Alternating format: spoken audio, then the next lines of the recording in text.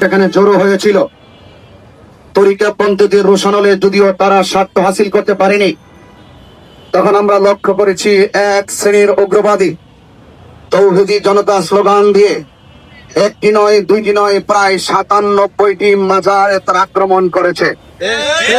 সেই সময় যদি ইন্টারিম গভর্নমেন্ট ওই সমস্ত মাজার ভাঙচুরকারীদের প্রথম থেকে লাগাম টেনে ধরতেন, তাহলে কিন্তু তারা একের পর এক মাজার ভাঙত না।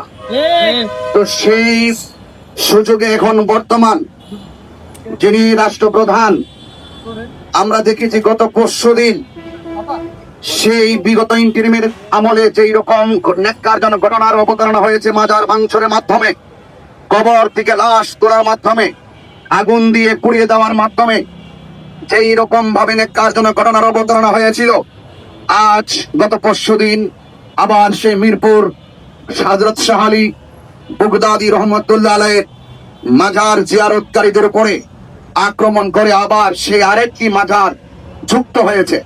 তো একের পর এক যদি এভাবে এই দেশে ইসলাম এনেছেন আল্লাহর ওলিগণ, এই দেশে ইসলাম এনেছেন আল্লাহর ওলিগণ, আল্লাহর ওলিদের মাজারকে সুরক্ষা দেওয়া দেশের প্রত্যেকটা নাগরিকের দায়িত্ব, রাষ্ট্রপ্রধানের দায়িত্ব। ওই সমস্ত উগ্রবাদী তারা কারা যারা আল্লাহর ওলির মাজারকে ভাঙচুর করার জন্য একের পর এক তারা আঘাত করছে, হানা দিচ্ছে, তারা দোহাই তুলছে। সেখানের ভিতরে মাদকের আড্ডা হয়, নেশার আড্ডা নাকি হয়? আমি বলতে চাই, মাথা ব্যথা হয়েছে বলেই গলা কেটে ফেলে দেওয়া যাবে না। মাথা ব্যথার ট্রিটমেন্ট করতে হবে। একান্ত যদি কোনো মাজারে কোন ধরনের অপ্রীতিকর কোনো সরাসরি বহির্ভূত কোনো কাজ হয়, সেটাকে প্রতিরোধ করতে হবে, মাজারকে সুরক্ষা দিতে হবে। মাজারকে সুরক্ষা না দিয়ে একের পর এক ব্যক্তি তারা মাজার ভাঙচুর করছে, জিয়ারতকারীদের উপর আক্রমণ করছে। আমি দেখেছি গত পরশুদিন যখন ঘটনার অবতারণা হয়েছে, সেই মিরপুরের জামাতের এমপি সে বলেছে সেখানে কোন ধরনের মাজার আক্রমণ করা হয় নাই, সেখানে নাকি মাদক বিরোধী অভিযান চালানো হয়েছে।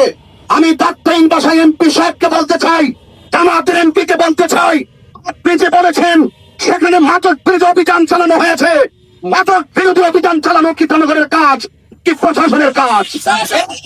প্রশাসনকে ফাঁকি দিয়ে একের পর এক এইভাবে একের পর নাই করে যাচ্ছে। আর একটি স্থানীয় প্রতিনিধি মব ভায়োলেন্সকে উস্কে দিচ্ছে।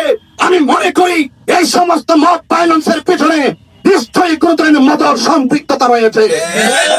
এজন্য আমি বলবো, রাষ্ট্রপ্রধানকে বলবো, অনতি বিলম্বে এই সমস্ত মাজারকে ভাঙচুর করার জন্য যারা একের পর এক অন্যায় করছে, অপরাধীদেরকে আপনারা আইনের আওতায় আনুন এবং তাদেরকে দৃষ্টান্তমূলক শাস্তির ব্যবস্থা করুন। পাশাপাশি মিরপুরের ওসি সাহেব গতকাল বলেছেন সেখানে কোনো লাঠি পেটা হয় নাই। আচ্ছা বলুন তো, সারা দেশের মানুষ দেখেছে, সারা বিশ্বের মানুষ দেখেছে, প্রকাশ্যে জিয়ারতকারীদেরকে আঘাত করেছে, স্থাপনাকে ভাঙচুর করা হয়েছে, মানুষকে রক্তাক্ত করা হয়েছে। প্রশাসনের তিনি কোন দায়িত্বশীল ব্যক্তি, তিনি বলছে সেখানে লাঠি পেটা করা হচ্ছে না।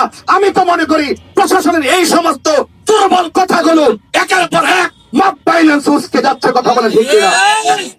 আশা করবো প্রশাসনকে দায়িত্বশীল ভূমিকা পালন করতে হবে, স্থানীয় প্রতিনিধিদেরকে দায়িত্বশীল ভূমিকা পালন করতে হবে।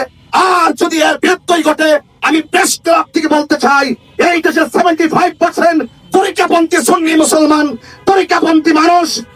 আমরা অনেক প্রতিবাদ করেছি।